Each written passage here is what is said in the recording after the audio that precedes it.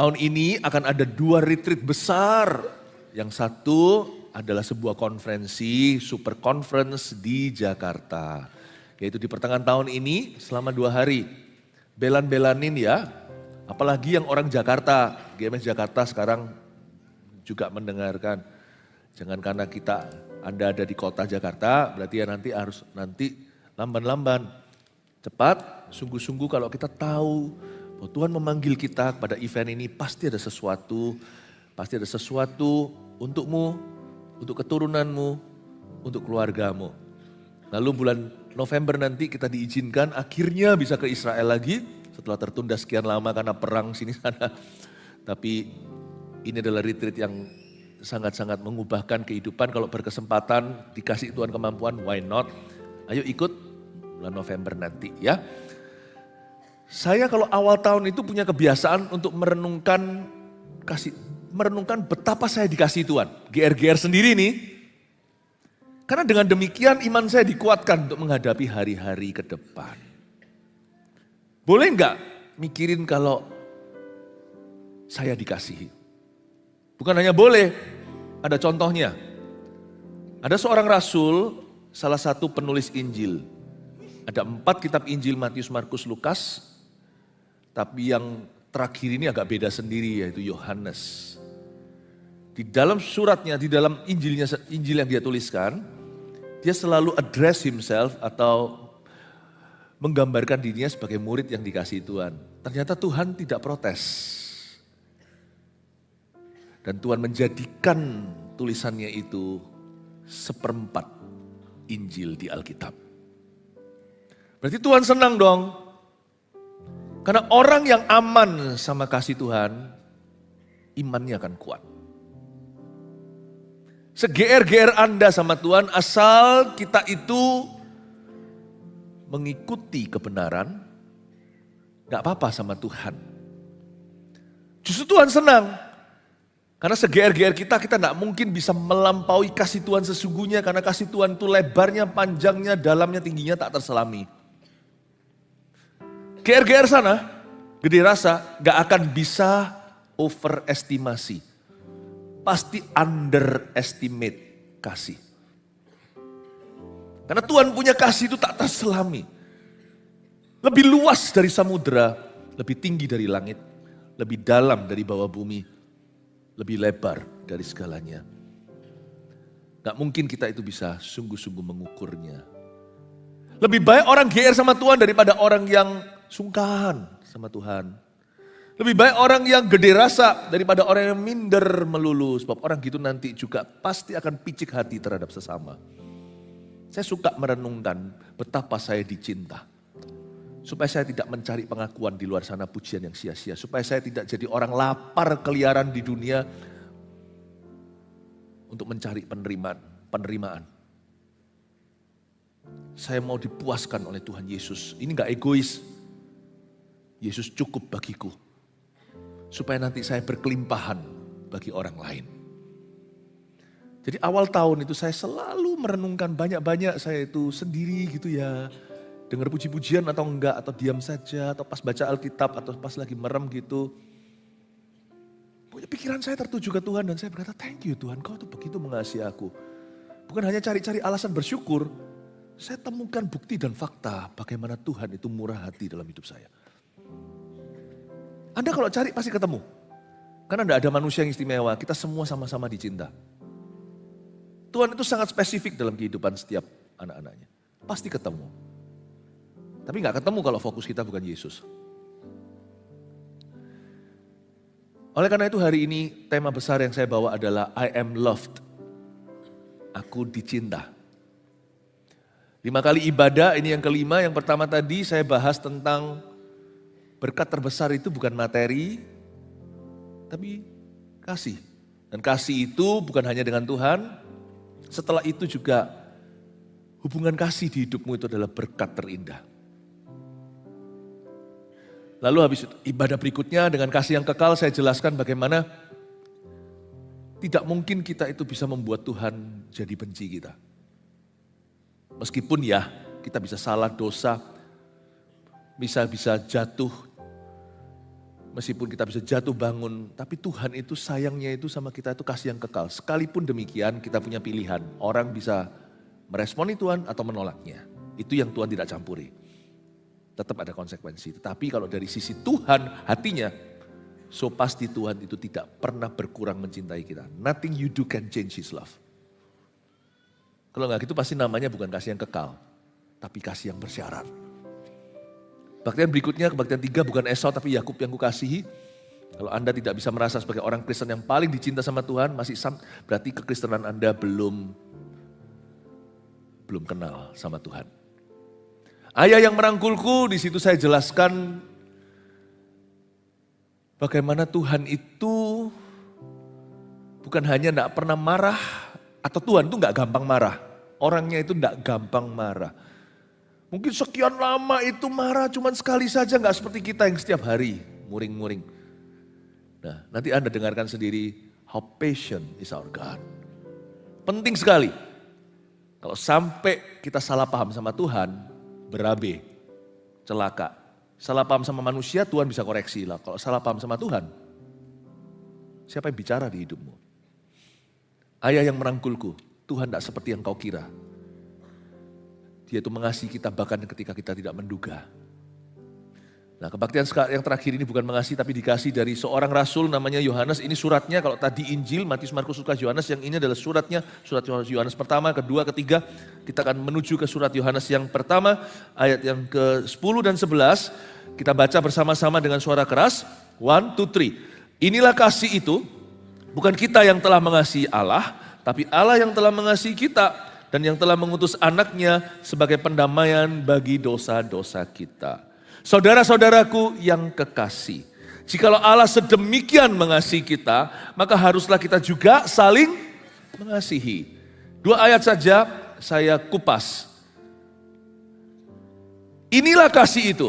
Saya kira kita mengasihi Yesus. Tapi ternyata bukan begitu. Inilah kasih itu, bukan kita. Katakan bukan kita. Dalam hubungan dua sisi ini ternyata kita itu gak seberapa dibandingkan Tuhan. Kasih yang kita berikan itu secuil aja gak ada. Seiota setetes di tengah samudera aja tidak ada. Dibanding dengan kasih Tuhan, cinta kasih manusia kepada Allah, termasuk pada sesama itu pucat. Inilah kasih itu. Kenapa kita bisa burn out? Karena kita merasa kita sendiri yang mengasihi, gak pernah bertepuk sebelah tangan. Lama-lama kesel nih, sampai kapan aku tahan? Pasanganku gak berubah-ubah.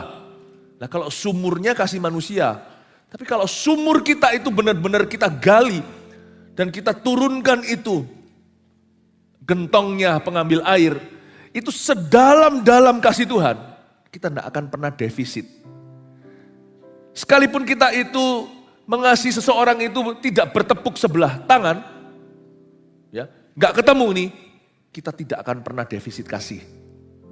Kalau kasih Yesus itu sumbernya di hati.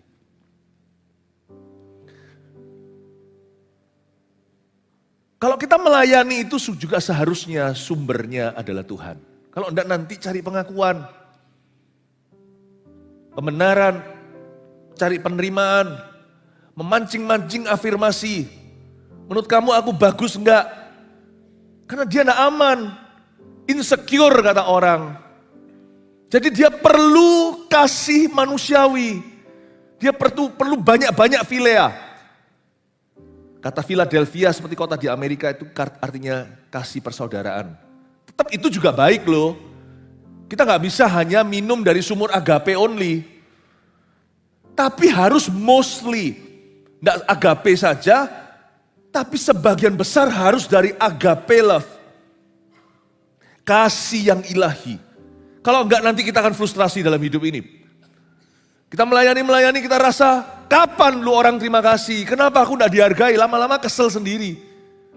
Orang burnout itu bukan orang capek. Kita semua capek. Tapi kalau sumber kita benteng-bentengan itu selalu kasih Tuhan. Ketika kita capek, Kasih itu yang menyegarkan kita. Ketika manusia tidak bisa berikan kepada kita afirmasi, penerimaan, pengakuan, rasa aman, bertepuk tidak, betul ya, tidak bertepuk sebelah tangan. Jadi kalau bertepuk sebelah tangan kan gini ya berarti ya, betul ya? Oh enggak ya, ini saya itu maafkan, saya di Indonesia cuma SD doang, jadi sajak-sajak itu enggak ngerti. Jadi kalau bertepuk sebelah tangan itu berarti tepukan enggak? Oh enggak ketemu? Oh iya, oke intinya ngerti lah pokoknya.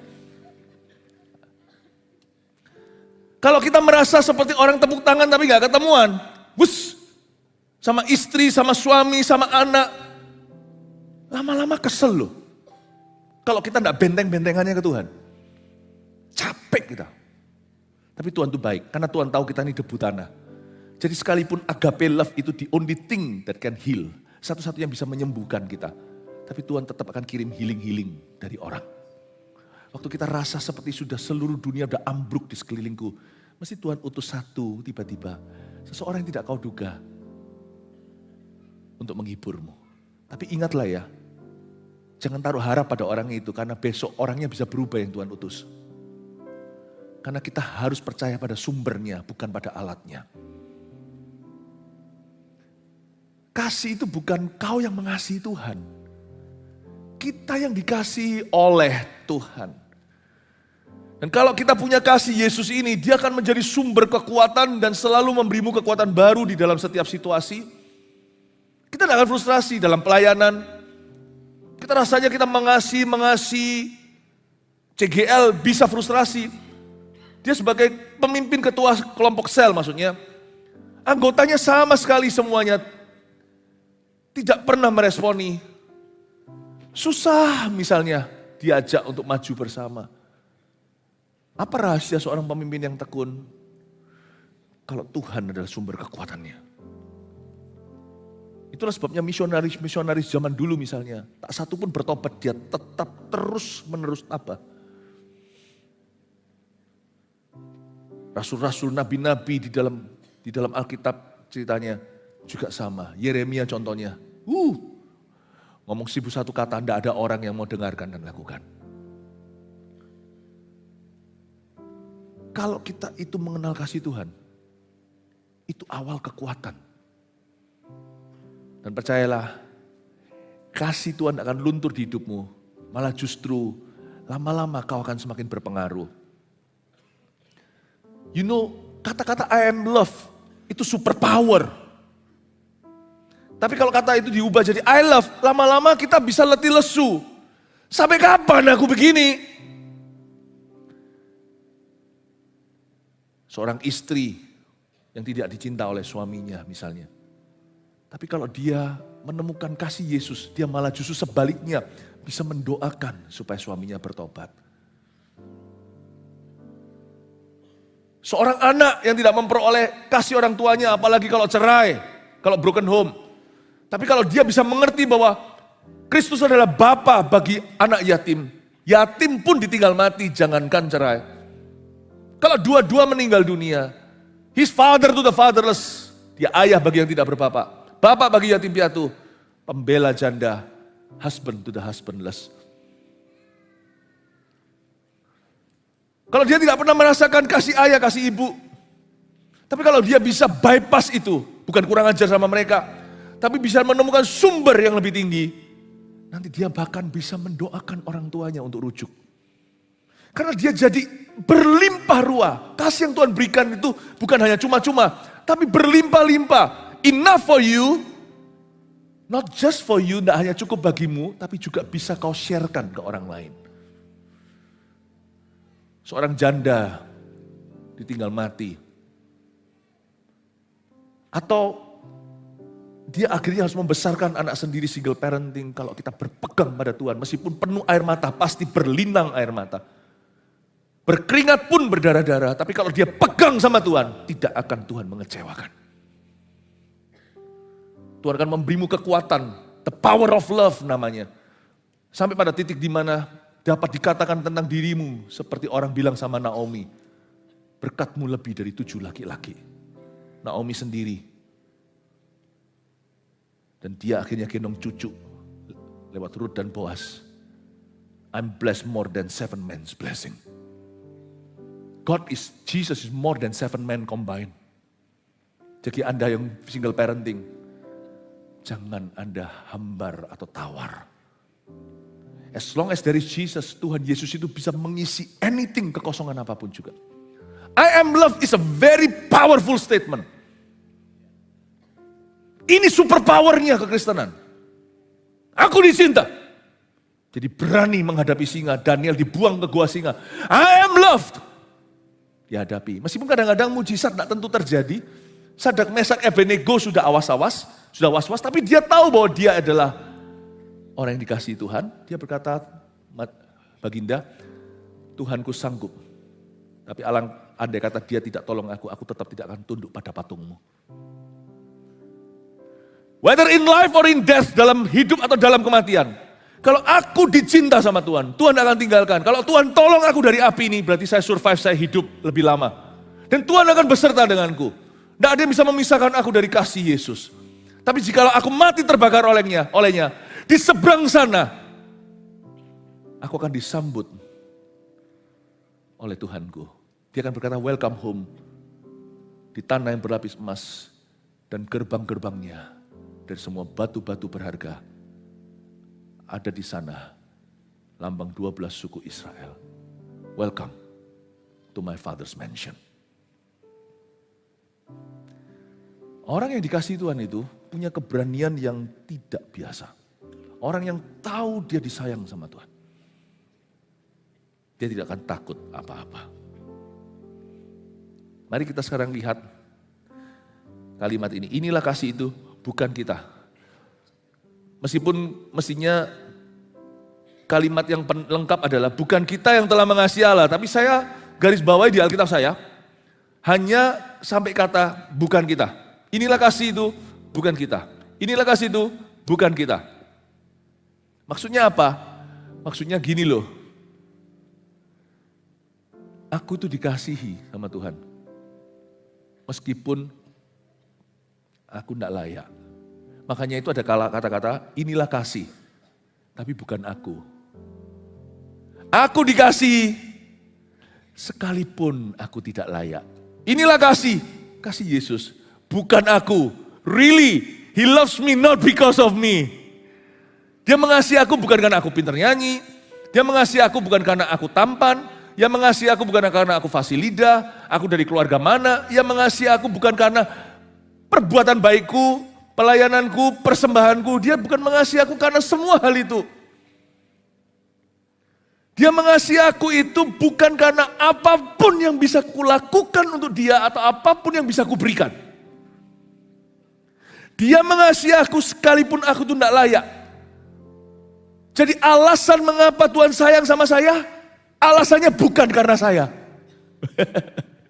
Sebab kalau sungguh-sungguh mau diselidiki, apa karena aku atau bukan, lebih banyak alasan untuk tidak mencintai aku.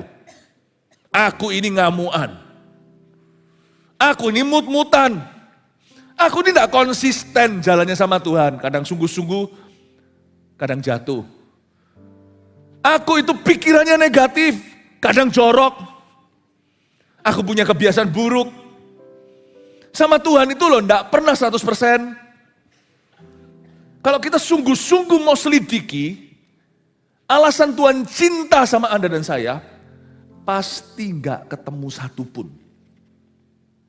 Nggak akan ketemu. Apapun yang kita temui, mungkin satu alasan, itu pun nggak konsisten kita kalau kita mau jujur. Ini kasih, bukan aku. Bukan aku yang mengasihi dia, tapi dia yang mengasihi aku. Poin pertama, munculkan dulu. I am love, pelajari kebenaran ini. Aku dikasih, sekalipun tidak layak. Nah kak, gitu jangan, kenapa kok ada orang yang berkata, aku enggak mau berdoa, kenapa aku enggak layak? Pertanyaannya kapan layak? Aku enggak mau melayani Tuhan karena aku belum cukup baik. Kapan cukup baiknya? Aku enggak mau menginjili keluargaku, padahal sudah tahu kebenaran. Kenapa? Aku sendiri belum bagus. Nah kalau ada sesuatu yang kau sadari, bukan berarti kalau di sini kita Gak apa-apa, Tuhan terima kita apa adanya, kita berlumuran dosa lalu kita kesaksian. Ya enggak. Cuman kalau tiba-tiba ada sesuatu yang kau sadari harus berubah, ya berubahlah. Berubahlah. Tapi jangan sampai jadikan ketidaklayakanmu itu alasan untuk tidak taat pada Tuhan. Kalau ada sesuatu yang tiba-tiba Tuhan ingatkan, ya perhatikan. Lakukan sesuatu terhadap itu. Kalau Tuhan sudah mulai dialog sama Anda tentang hal itu, berarti pasti ada solusinya. Dibutuhkan hanyalah sebuah kemauan. Kemauan, waktu kita undang Tuhan, Tuhan kasih kita kuasa nanti untuk mengubahnya.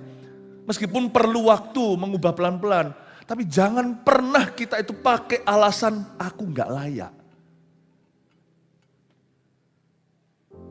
Kita pakai alasan aku nggak layak untuk menjauhi Tuhan. Pertanyaannya, kapan sana layak? Aku dikasih, I'm loved. Poin ke-1 tadi adalah aku dikasih bukan karena aku layak atau sekalipun aku tidak layak. Mari terimalah itu dengan lapang dada, sampai kapanpun kita tidak akan pernah layak. Loh, saya ngomong gini bukan berarti saya menghalalkan dosa loh ya. Saya ngomong begini itu tanpa ada yang namanya sinful conscience, tanpa ada hati nurani yang menuduhku. Saya sekarang ini bukan berarti suci atau sempurna on my own atau dengan kekuatan saya. Tapi bukan berarti saya sekarang ingat ada sesuatu yang saya simpan, sembunyikan dari Tuhan, tidak ada. Saya hari ini berdiri di depan Anda tidak ada sesuatu yang menuduhku di dalam nuraniku. Tidak misalnya saya larikan uang seseorang, saya tidak kembalikan secara sengaja. Berani sekali kita berdiri melayani. Taruh dulu, bukan berarti tidak boleh melayani. Taruh dulu, selesaikan dengan saudaramu yang ada ganjelan itu. Lalu kembali melayani.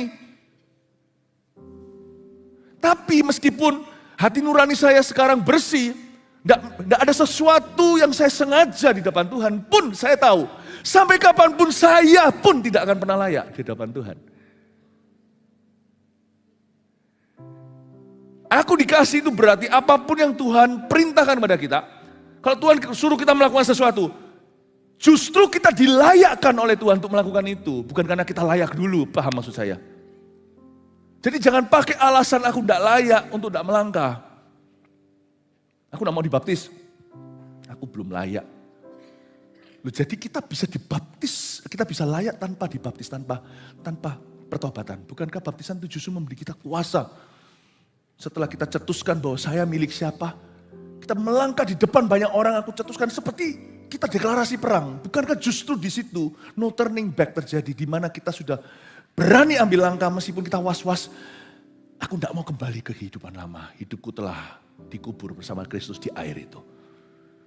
Ada orang yang berkata, aku mau, tidak bisa, aku merasa, tunggu sampai aku layak, aku baru mau dibaptis. Enggak akan datang hari itu Bapak Ibu. Sampai kapanpun saya tidak akan pernah layak, Anda tidak akan pernah layak. Justru kita itu dilayakkan. Suatu hari waktu saya memimpin PAW, waktu saya dulu masih sekolah di Kanada, saya pernah jadi PAW koordinator atau equivalent atau sama dengan PAW pastor. Itu saya sudah sekolah Alkitab. Ada satu orang datang ke saya, salah satu musisi, dia bilang, di sana kita saling panggil nama sama-sama anak muda. Philip, I'm not worthy. Saya tanya dong, saya nggak boleh langsung orang bilang nggak layak lalu saya langsung layakkan, nggak bisa. Dia harus ketemu Tuhan kan, bereskan. Saya nggak berkata nggak apa-apa, Tuhan pakai kita orang berdosa. Lalu kita tidak deal dengan isunya. Ya enggak boleh gitu, itu namanya sapu larakan atau semua sampah itu ke bawah kolong-kolong ranjang. Enggak bisa kita abaikan, tutup sebelah mata. Kalau memang jelas-jelas ada sesuatu yang nyata, yang konkret, yang menuduh dia. Yang membuat conscience atau nuraninya terganggu. Jadi saya tanya dulu sama orang itu, si A saya sebut aja namanya, misalnya namanya apa? Namanya Superman gitu ya. Supaya tidak ada kesamaan. Hey Superman, saya bilang, apa yang membuatmu merasa gitu? Ya something I did. Ya well, aku tidak mau kepo ya. Tapi karena aku youth pastor, saya berada di posisi yang betul untuk tanya kamu. 2 juga kamu mau ministry kan? Jadi harus beres dulu, saya bantu. Saya bukannya mau cari tahu rahasia orang, cuman karena saya bertanggung jawab. Ini tugas saya, jadi saya tanya sekali lagi, kamu bisa buka ngomong sama saya, secukupnya untuk kita deal dengan itu. Ya gini loh, aku jatuh dalam pornografi. Oke, good. Saya apresiasi Anda, kejujuran Anda bisa aja naik ke atas pura-pura. Tapi karena Anda jujur. Terus dia ngomong sama saya, aku enggak layak. Lalu saya bilang sama dia, terjadinya kapan? Dia beritahu. Oke, kamu sudah latihan, saya membuat satu keputusan yang sangat sulit. Karena hari ini pendirian saya tetap. Holiness itu harus ditegakkan. Tapi holiness itu tidak sama dengan, oke, kamu harus tak cuci dulu pakai deterjen sampai bersih. Sampai kapan? 10 tahun? 20 tahun? Nggak akan bersih-bersih. Saya bilang sama dia, kamu hari ini tetap pelayanan. Kaget dia. Karena kamu udah ngaku, kalau kamu ketemu malah justru saya skorsing kamu. Saya bilang kamu pelayanan, karena dia bukan mengambil posisi tertentu, ya dia di posisi yang oke, saya bilang sama dia, karena kamu ngaku, ayo kita doa Tuhan sucikan. Dia nangis loh, dia nangis. Terus saya, kenapa Philip, kenapa kamu izinkan saya? Saya bilang yang perlu pergi itu dosamu, bukan ministrimu. Dia lihat saya, kamu pelayanan karena saya sudah tahu kamu sudah memberitahu pada pemimpinmu. Kamu pelayanan dengan diam anteng lalu selesai, mari deal with your problem. Saya bilang yang perlu pergi itu pornografi, bukan ministrimu. Tapi kalau terus menerus ini terjadi, you harus pilih mau lifestyle itu atau lifestyle ini. Dia melayani hari itu, saya melihat orang jadi tahu deh apa, ketipung. Ya kalau dia jadi WL-nya bukan berarti ada strata, cuman ada hal-hal tertentu yang membuat orang itu jauh lebih berat untuk melayani dalam kondisi hati tertentu. Ini bukan mencuri kemuliaan Allah, karena saya sudah tahu, saya beritahu sama gembala saya waktu itu. Sama-sama kita agree dapat restu, go ahead kamu melayani. Lalu habis itu kita kaji. Waktu selama main ketipung itu nangis full dia, nangis. Hari itulah pembebasannya dia. Setelah hari tersebut, dia kesaksian sama saya, this happened a long time ago. Dia berkata, aku tidak jamah pornografi lagi, karena aku dikasihi. Dia berkata, aku ngerti kata-kata itu dari pemimpinku, yang perlu pergi itu dosanya, bukan pelayanannya. Tapi kalau dia terus menerus main-main sama Tuhan, lama-lama saya yang buat dia pergi dari pelayanan. Paham maksud saya? Keputusan yang sulit diambil oleh pemimpin, karena itu doakan pemimpin-pemimpinmu harus membuat keputusan yang jujur sama Tuhan, jujur sama jemaat, jujur sama orang. Tapi kalau ada orang yang berkata, orang gitu kok suruh pelayanan, tak kasih batu. Kamu gak pernah dosa, lempari dia. Saya jamin satu-satu pergi. Karena kalau mau diekspos satu-satu, none of us is worthy. Tidak satu pun layak di depan Tuhan. I am loved, I am forgiven. I am repentant. Aku dicintai, aku diampuni, dan aku bertobat dari dosaku. Hari itu adalah hari pembebasannya. Setelah itu orang itu tidak pernah punya isu itu lagi. Tapi Tuhan telah membebaskannya. Saya kasih satu cerita sederhana bahwa aku dikasih sekalipun tidak layak. Tapi setelah itu setiap minggu saya suruh dia report ke saya. Tapi habis itu tidak pernah lagi ada report yang negatif. Dia berkata, thank you, you have set me free. Bapak, Ibu, Saudara, saya ingin mengatakan kepada Anda, tidak ada seorang pun di antara kita hari ini yang layak di depan Tuhan. Bukan berarti kita menyimpan dosa loh ya. Bukan. Dosa itu konsekuensinya berat. Tapi saya berkata, pentingnya kejujuran. Pentingnya ketransparanan. Dan waktu kita jujur transparan sama Tuhan, Tuhan itu tidak akan tuding kita, tuduh kita dan maki-maki. Tuhan berkata, niatmu baik, kamu jujur dan apa adanya. Aku akan pulihkan kamu. Aku akan pakai hidupmu bukan karena kamu worthy, but because you're repentant, karena kamu bertobat, bukan karena kamu layak. Aku akan melayakkan kamu. Amin Bapak Ibu Saudara. Lihat kalimat berikutnya, saudara-saudaraku yang kekasih.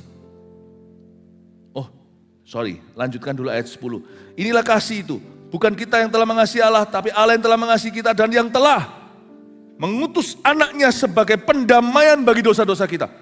Ini ayat yang saya pegang waktu saya urusi orang itu. Makanya ayat ini saya khotbahkan hampir 30 tahun kemudian. Saya bilang sama dia, Yesus anaknya sebagai pendamaian bagi dosamu. Go, kata Yesus pada wanita yang tertangkap basah berzina. Aku pun tidak menghukummu. Go and sin no more. Pergi dan jangan kau berdosa lagi, itu lebih penting. Tak seorang pun di antara mereka melemparimu batu kan?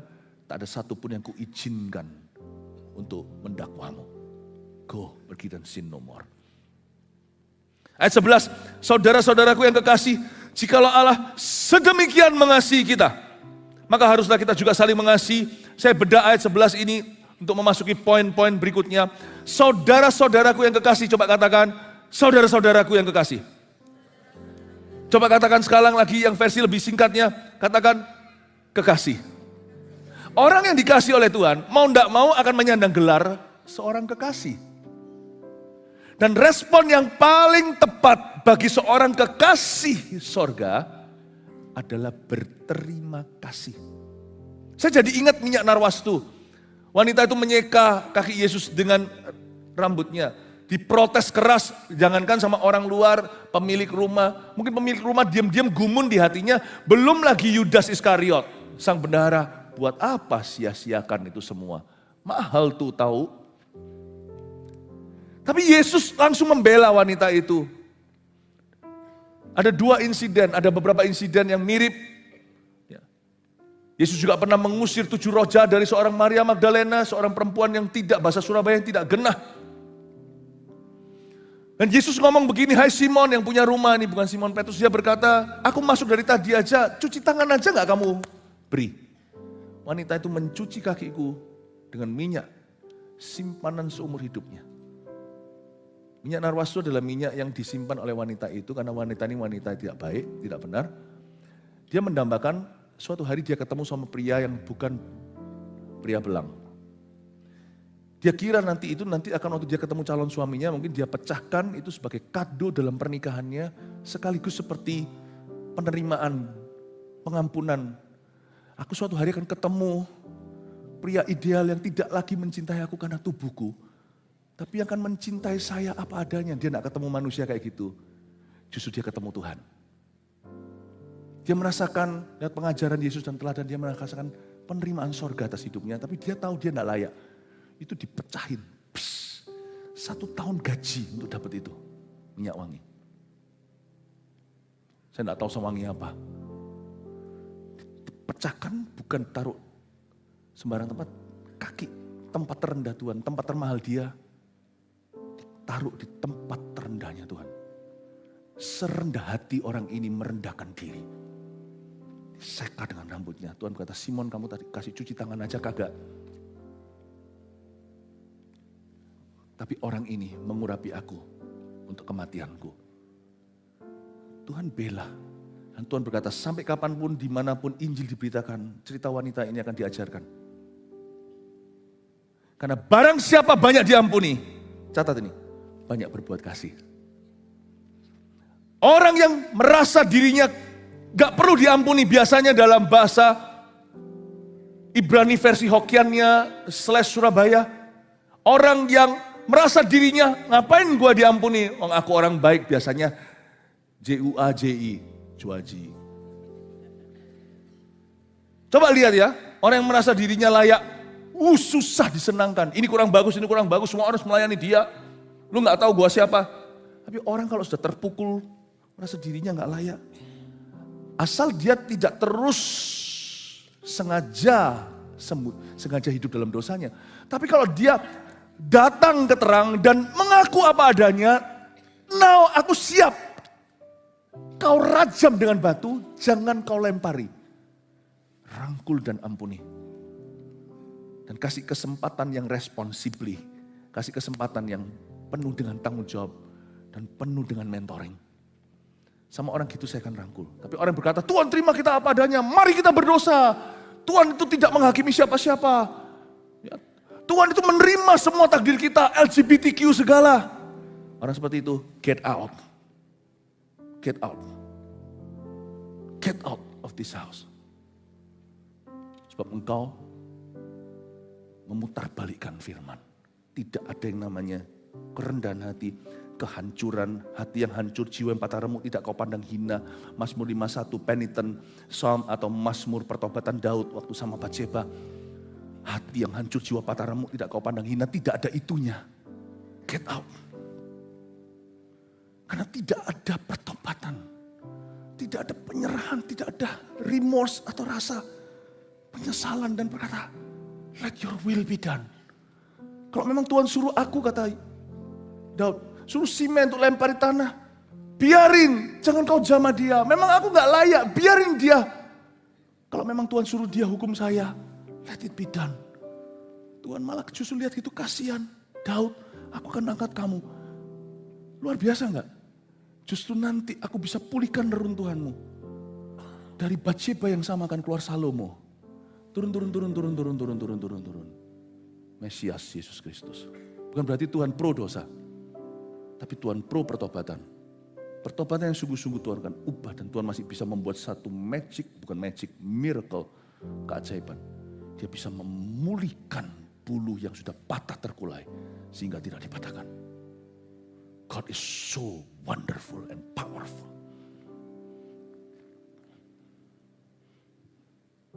Bukankah sepatutnya kita berterima kasih sebab orang yang banyak diampuni akan banyak berbuat kasih. Jadi saudara-saudaraku yang kekasih, Yohanes mengingatkan mereka bahwa kalian telah menerima banyak kasih, sepatutnya kalian berterima kasih. Makanya gelarnya adalah seorang kekasih.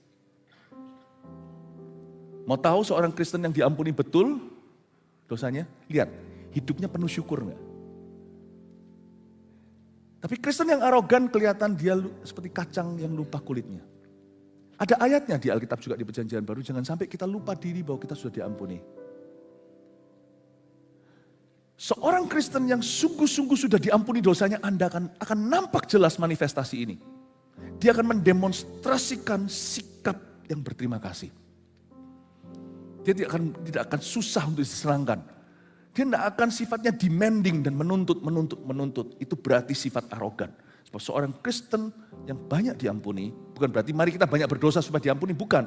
Tapi orang Kristen yang merasa dirinya itu sungguh-sungguh berhutang budi sama Tuhan dan aku tidak mau lagi menjauhimu. Kebaktian sebelum ini saya jelaskan bagaimana kalau sang ayah merangkul si bungsu pulang itu dicium kok. Nggak hanya mendapatkan dirangkul erat-erat. Ketika seorang bertobat itu Tuhan tidak akan let go lagi, kamu akan jatuh di dosa yang sama. Itulah sifat Tuhan. Makanya orang yang bertobat kepada Tuhan tidak mungkin dengan mudah jatuh ke dosa lama. Dan orang yang sungguh-sungguh sudah diampuni, pasti sifat kamsyahnya kelihatan. Pasti dia nampak sifat terima kasihnya. Mau tahu orang Kristen yang sejati? Sifatnya berterima kasih. Syukurnya nyata. Berarti dia orang itu sungguh-sungguh mengalami pengampunan Tuhan. Sebab orang yang banyak diampuni, banyak berbuat kasih. Tapi orang yang merasa dirinya gak perlu pengampunan, biasanya akan cuaci, biasanya akan sangat demanding, sangat pici hati. Makanya itu ayat 11 kalimat berikutnya, saudara-saudaraku yang kekasih, jikalau Allah sedemikian mengasihi kita, maka haruslah kita juga saling mengasihi. Kalau Anda lihat kata maka haruslah ini seolah-olah hukum Taurat, seolah-olah berat, seolah-olah tuntutan, bukan. Itu sepatutnya. Ada sebab, ada musabab. Jikalau Allah sedemikian, so much love us, sedemikian mengasihi kita. Ya cenglinya, gitulah. Ya sepatutnya, seyogyanya, selayaknya kita harus saling mengasihi. Makanya itu Tuhan lempar ke Algojo, itu orang yang tidak mau ngampuni dosa besarnya dia, hutang besarnya itu dihapus, tapi hutang kecil sesama hamba loh, sesama pekerja cekik temannya. Tuhan bilang, kamu tak bebaskan miliar, ini 1000 kamu bunuh. Ya seyogyanya lah kamu lepaskan. Karena kamu punya hutang sama saya aja aku bebaskan. Kerja di dalam satu company kok cuaci, kok perhitungan. Tuhan bilang sama dia, maka seharusnya kita juga, itu berarti sepatutnya kau ampuni. Kalau kita punya sumber itu Tuhan, apapun yang kita berikan kepada sesama kita dalam nama Tuhan, itu tidak seberapa dengan apa yang kita terima, tidak sebanding. Makanya kalau Tuhan suruh kita ngampuni, saya langsung cepat saya akan gercep, saya langsung gerak cepat saya ampuni. Karena saya tahu, saya masih punya banyak overdue dengan Tuhan Yesus. Kalau Tuhan suruh saya mengasihi, saya langsung. Kalau Tuhan suruh saya memberi, saya langsung. Kenapa? Tuhan terlalu banyak sudah memberi dalam hidupku yang tidak bisa aku kembalikan. Coba lihat ya, orang yang perhitungan sama Tuhan, baik itu tentang waktu, pengorbanannya, doanya, materi, lihat ya. Coba selidiki hidupnya, something wrong hubungannya dengan Tuhan. Karena biasanya orang yang sungguh-sungguh merasa Tuhan beranugerah, dia tidak akan koar-koar. Dan dia tidak merasa, oh pengorbananku besar, atau terpaksa, atau ngapain suruh orang lain. Tidak akan, baik itu persembahan hidup, talenta, persembahan, tidak akan. Itu akan menjadi natural, akan flowing sendiri dalam hidupnya. Karena dalam hatinya akan ada terima kasih. Poin 2 dulu munculkan. Terima kasih dari hati adalah reaksi yang benar. Kalau kita memahami kata ini, I am love, aku dicinta, aku dicintai. Maka terima kasih dari hati itu sudah reaksi yang paling alami. Maka haruslah kita juga saling mengasihi. Saya tambahkan poin yang berikutnya, poin ketiga. Apapun yang kulakukan, hanyalah untuk membalas kasih-Nya. Nomor 3. Itu yang dimaksud dengan kalau Tuhan sudah sedemikian mengasihi kita, memberi kepada kita, maka haruslah kita juga saling mengasihi seyogyanya. Apapun yang kulakukan mulai hari ini, saat aku sadar betapa aku dikasih, hanyalah untuk mengembalikan, membalas kasih-Nya. Saya ingatkan 5 jari ini selalu, whatever I do, apapun yang kulakukan dalam nama Tuhan, I do this for Him. Setiap kali saya melihat tangan saya sendiri, saya ingat, I do this for Him. Saya tidak merasa Tuhan hutang sama saya atau orang lain hutang budi. Kalau saya bisa lakukan sesuatu untuk orang lain berbuat berbaik, memperhatikan orang lain, sesimpel memberikan secangkir air segar, atau hanya say hello, how are you ketika orang kesepian. I do this for him, saya lakukan ini untuk dia. Saya tidak merasa saya harus dapat pamrih 30, 60, 100 kali ganda apa. Enggak, apapun yang saya lakukan, itu sudah jadi garis bawah, itu sudah menjadi prinsip kehidupan. Whatever I do dalam Kristus sejak saya lahir baru, I do it for Him. Lebih tepatnya, I do this because of Him, karena Dia. Amin Bapak Ibu Saudara. Saya kasih satu cerita sebelum nanti sebentar lagi kita berdoa. 1 minggu setelah saya bertobat dan saya mengalami kelepasan terakhir saya itu di ruang 1006 di gereja waktu saya masih bergereja di Kanada, waktu saya masih sekolah. Ruang 106 itu ya ruang kecil. Di situ saya pernah mengalami kelepasan. Dilayani oleh beberapa tante-tante. Cuman 10 orang yang doa sama-sama setiap Sabtu, saya kebetulan ada di situ. Minggu itu saya bebas dari roh jahat. Aku bebas. Minggu depannya saya datang lagi, karena saya ingin berterima kasih, saya mau ke tempat yang sama. Kali ini tidak membuat rusuh karena gara-gara saya, pertemuan saat itu jadi disrupted, jadi terganggu karena saya membuat gaduh. Saya tidak tahu karena waktu itu saya kesurupan, saya manifestasi. Kaki saya tendang-tendang, untung tidak ada satu yang kena tendang atau satu tante kena tendang langsung ke sorga. Dan saya merasa bersalah. Tante-tante yang sudah berusia, manula. Saya ingin datang untuk berterima kasih sama Tuhan. Saya tidak datang sebagai pasien lagi. Saya mau datang sebagai orang benar dan saya mau berterima kasih sama tante itu. Baru datang minggu depan hari Sabtu pukul 9 pagi. Kita nyanyi-nyanyi, mari selesai. Ada seorang oma datang ke saya. Oma Leong namanya, sudah meninggal dunia. Philip, dia bilang, ayo sama oma pergi ke panti jompo. Terus terang saya umur 18, panti jompo bukan sesuatu yang menarik bagi aku di hari Sabtu. Tapi saya rasa seperti Tuhan bicara lewat Oma Leong menguji saya. Kalau kamu terima kasih itu bukan hanya sekedar shake hand, jabat tangan dan berkata thank you ya. Tuhan itu selalu into perbuatan nyata. Berkata panti jompo, dia tanya beberapa teman-teman saya si A, si B semuanya itu, wah seneng, rame-rame. Apalagi kalau rame-rame, gak apa-apa. Kita pergi dulu jam 12 itu lapar-laparnya. Jadi kita makan cepet-cepet apa yang ada, Gak jadi lagi tadi mau ke mall, kita mau makan apa, gak jadi. Akhirnya saya pergi ke panti jompo di situ. Ketemu sama seorang orang tua umur 80-an. Setengah Belanda, setengah Indonesia, blasteran. Namanya Oma Ellen Ritbroek. Kita bawa gitar, bawa nasi goreng, dengar-dengar Oma ini suka marah-marah, sungguhan, tapi dia suka nasi goreng. Jadi kita datang, saya dengan sekelompok orang, kira-kira kita 5-7 orang, anak datang sama-sama. Wah, nyanyi-nyanyi di sana. Saya langsung mau, saya tidak menolak. Karena setiap kesempatan untuk mengembalikan kasih adalah kesempatan dari Tuhan. Tapi minggu depannya lebih susah. Karena hari Sabtu itu akhirnya Oma Ritbroek merasa happy kan. Kita nyanyi-nyanyi, God is so good, God is so good, saya pakai gitar, God is so good. Dalam 1 minggu setelah saya bertobat, itu saya langsung belajar gitar. Saya langsung bisa nyanyi kunci sederhana, kunci dasar. God is so good to nyanyi itu. Sambil makan nasi goreng senang sekali. Minggu depannya dari 7 orang, Oma Leong 16 anak muda, turun jadi 3. Peminatnya berkurang. Saya tetap pergi. Minggu depannya tinggal 2. Minggu depannya tinggal saya.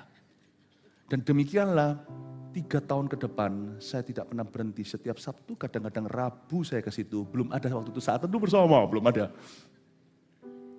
Saya mesti datang sana, pulang sekolah apa, saya mesti pergi ke sana. Makan apa. Dan enggak menyenangkan Oma Ellen Ritbroek sering marah-marah sama saya. Setiap marah saya betahan, saya enggak tahan. Lu kayak rasanya bukan mau kurang ajar, mau marah, ya sudah aku enggak datang. Kita memang bukan siapa-siapa, cuman saya terikat dengan kasih. Atau lebih tepatnya terima kasih. Saya hutang budi sama Tuhan. Saya enggak layak, dilayakkan. Masa orang ini harus layak dulu baru saya kasihi. Saya dituduh macam-macam Bapak Ibu. Saya dituduh curi ini, curi itu. Terus terang maaf, untung Oma Ritbroek sekarang sudah bersama dengan Tuhan Yesus. Saya dituduh curi barangnya, maaf ya, barangnya itu semua rongsokan. Terakhir tahu enggak, saya dituduh apa? Saya dituduh curi gigi palsunya. Lu ya ngapain toh? Marah-marah, kadang-kadang kalau saya marah-marah tuh sampai ciprat-ciprat karena nasi goreng. Marah tapi nasi goreng saya dimakan. Oma ini suka nasi, tidak suka potato, tidak suka kentang. Oma ini Indonesia, padahal setengah Belanda. Kena gula darah, kakinya sudah putus 1 karena amputasi. Duduk sendiri, kaleng-kaleng semuanya. Barang-barang yang dari zaman-zaman dulu yang gak ada gunanya semua. Hoarder atau penyimpan-penyimpan barang, pengepul barang-barang yang gak perlu. Berdebu saya bersihin.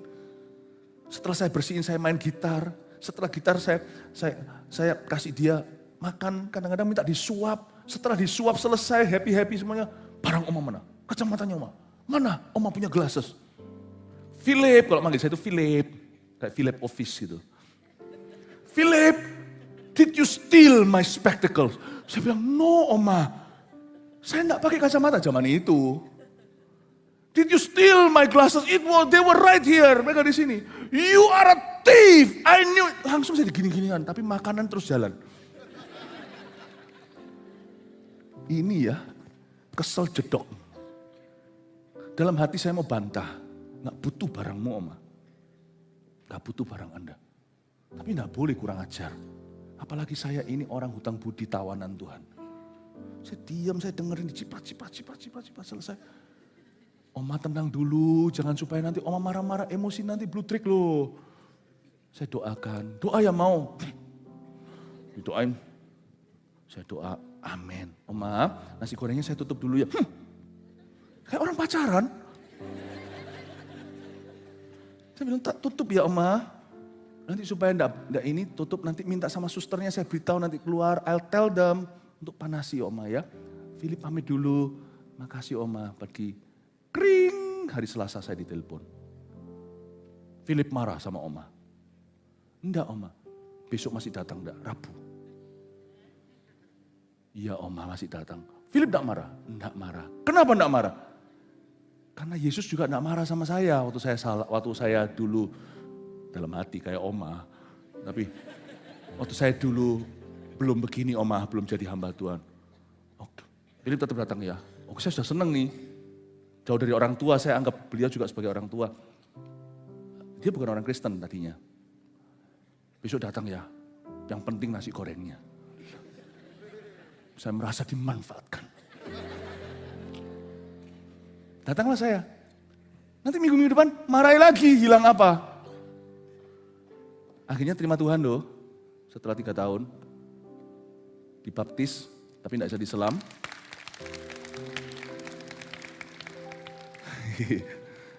Tak tambahin satu lagi kalau kita selesai ya. Setelah itu tahu, setelah dibaptis, Oma waktu itu sudah umur 80 berapa ya, meninggalnya itu 87-an. 86, 87. Bertahun-tahun kemudian sudah dibaptis itu, sudah lama kenal sama saya, sudah saya kunjungin terus. Suatu hari bilang, Oma enggak mau masuk surga. Aduh, apalagi 1 jiwa loh. Anda kira saya langsung ribuan jiwa? 1, enggak mari-mari kata orang Surabaya. Apalagi Oma. Gini loh Philip, Oma ini kan namanya sudah menua, kadang-kadang seperti anak kecil.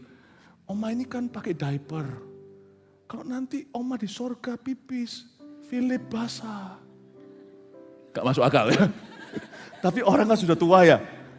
Enggak Oma, aduh tak kira ada apa. Enggak Oma, it's okay. Enggak apa-apa. Orang nanti di atas sana Oma nanti itu sudah badannya sempurna, tubuh kemuliaan. Oh gitu, Oma punya kaki. Oma jadi muda. Wah puji Tuhan. Lalu saya dilus-lus gini, pendeta manis.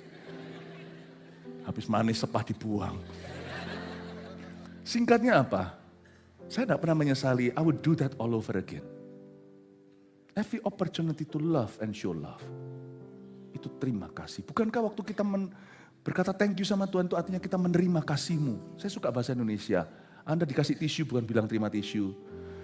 Anda butuh minum kasih air bukan terima air tapi terima kasih. You see, kasih Tuhan. Waktu Anda berkata terima kasih, beri kasih. Amin Bapak Ibu Saudara. Saya tidak menyesal dan tidak lama kemudian Oma meninggal dunia.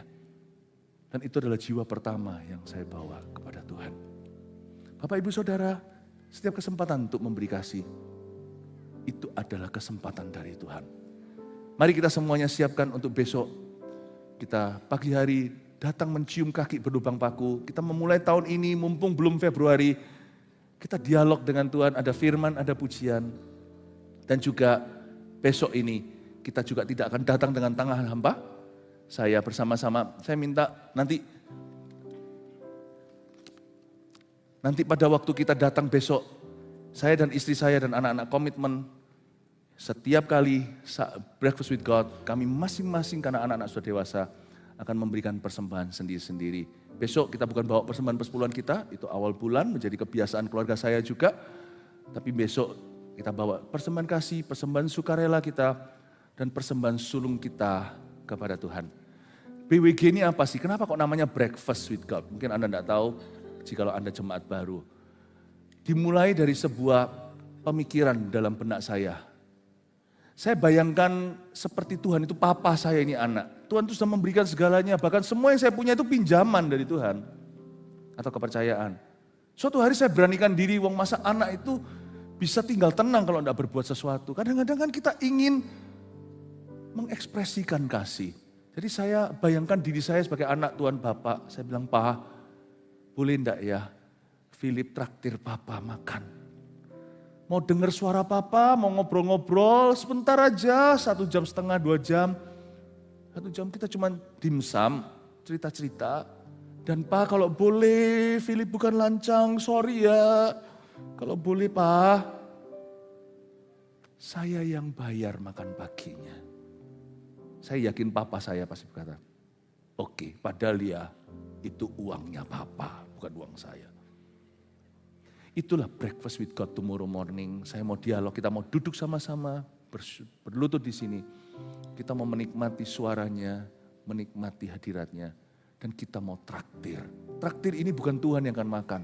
Tuhan tidak perlu.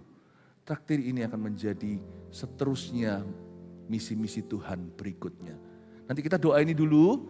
And then kita akan menyaksikan satu video. BWG tahun lalu dan juga 147 lokasi baru gereja kita di tahun 2025. Mari kita ulurkan tangan ke depan. Tuhan, Bapa, izinkan kami ajak Bapa keluar. Besok di tempat yang sama di sini kami akan dialog, ngobrol, menikmati sarapan pagi firman-Mu dan hadirat-Mu. Terima kasih Tuhan, izinkan kami memberi persembahan, sorry hanya ini yang bisa kami beri. Dan kami tahu ini pun akan Tuhan pakai untuk menjamah manusia. Terima kasih Tuhan, di dalam nama Yesus we love you. Amin. Kita saksikan ini.